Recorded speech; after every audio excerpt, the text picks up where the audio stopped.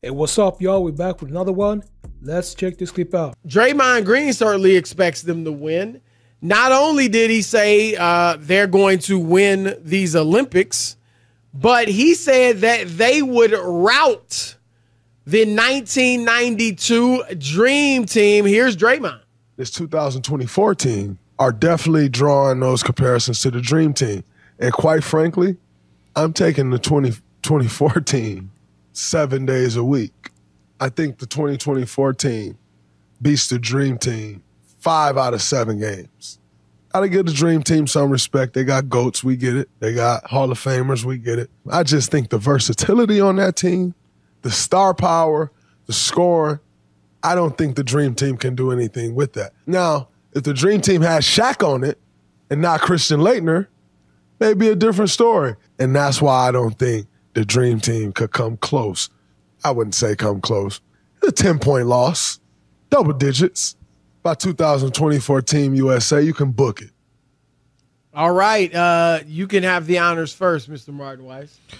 Yeah, I think he is a little. He basically saying a 5-game series, 5 out of 7. Yeah. You know, that's the equivalent, I'd say, of 4 to 1. Yeah, I think that's not necessarily true. I think that if you look at the 2024 team, I would pick them. I'd have them as a slight favorite, but it would just be slight. And that's also depending on, in this hypothetical scenario, when the game is played. If the game is played in 2024, I'd have them as a little bit of a lesser favorite, because then you would have guys like Larry Bird, Michael Jordan, and so on, who were on the original Dream Team. They would be more adept to shooting the three-pointer. They'd be more adept to defending the three-pointer, and would think really style of play would ruin this opportunity for the 92 team if they just were dropped in 2024. If they were dropped into 1992 and Steph and LeBron and so on had to adjust to the way that the 90s basketball was played, I still would have them as slight favorites, but not nearly 4-1, 5 games in a 7-game series.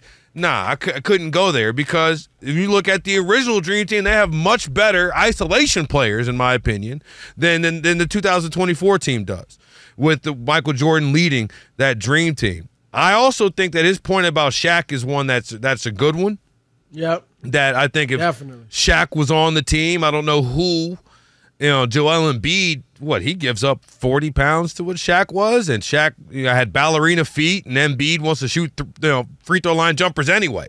So he would have to pound with him in the post, and we see how Embiid would do against that. And I don't think it would be very well. But he's just talking a little bit too much with his chest here and saying that this team would most definitely beat the Dream Team. Well, I think it would be a much closer game. Yeah. Here's the advantage that the 2024 team would have. Because I would say all these players in their prime, it's still a great game if they're all in their prime, or a great series since he put it in the series.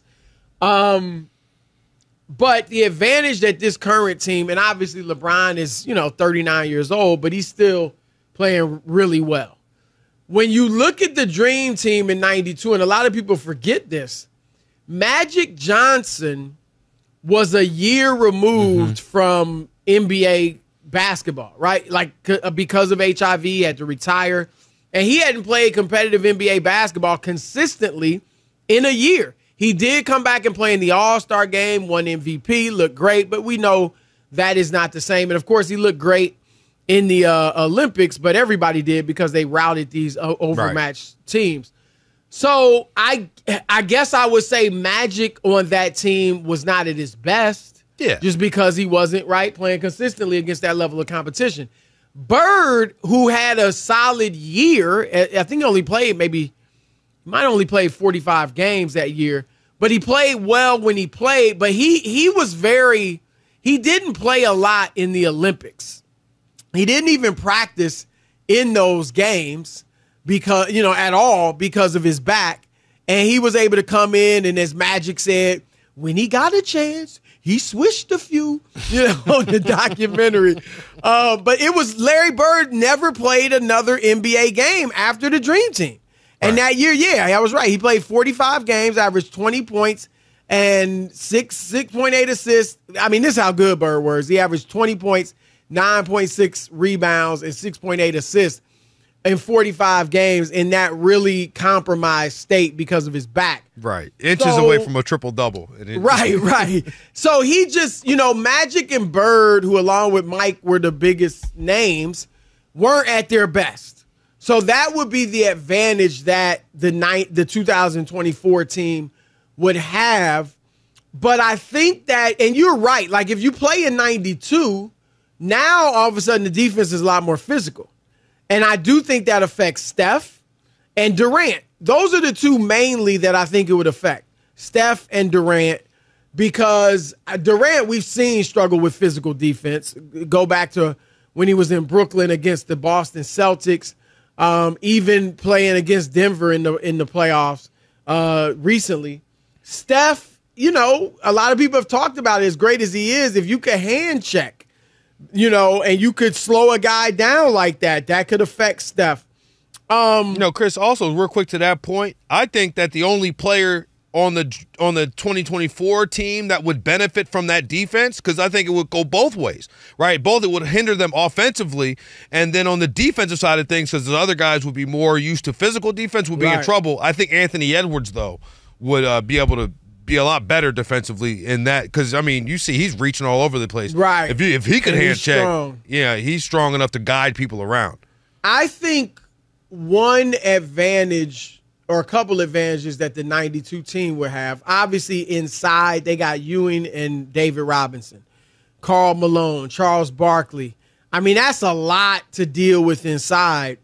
And this team was so concerned in 2024 with inside play of guys that weren't nearly as good as the ones I just mentioned, that's why they put Joel Embiid on the team. Yep. Because they needed size. Also, Martin, and I would admit on paper, you probably like the 24 team, even though obviously Michael Jordan is smack dab in the middle of his prime, and so is Charles Barkley. But one of the big advantages, I think, for the 92 team, Martin, is that back in 1992, American players they were better at playing team basketball. Yeah. They were better at playing 5-man basketball. Every single player on that dream team knew how to play, including Michael Jordan, knew how to play without the ball in his hands and be effective without the ball in his hands. And they would go and set screens, and they're doing backdoor cuts and things like that. And this team is doing a little the more you watch them. But the fact is, these guys, because of how they've grown up playing, they are not as used to playing 5-man basketball. They used to playing 1-man ball, which is ISO, or 2-man ball, high pick and roll. Everybody spread the floor. And you can see that a lot of them, Joel Embiid and Devin Booker maybe, although he's played fairly well, maybe Jason Tatum. Like, a lot of these guys aren't as comfortable and aren't playing at their absolute peak because they are not just not as comfortable playing without the ball in their hands and without being like the number 1 guy or number 2 guy at worst. And so I think that's a big advantage. And Magic Johnson, now LeBron is playing point essentially, and he's giving you, hints of Magic Johnson. But Magic Johnson, Martin, was the premier player of all time as far as bringing players together. Mm-hmm. So you give him that much talent, and I think he just get the pass to the right man at the right time in the right place. So I think the 92 team, because of their style of play, I think it'd be a toss-up. What's up, y'all? I want to thank y'all so much for tapping in with me.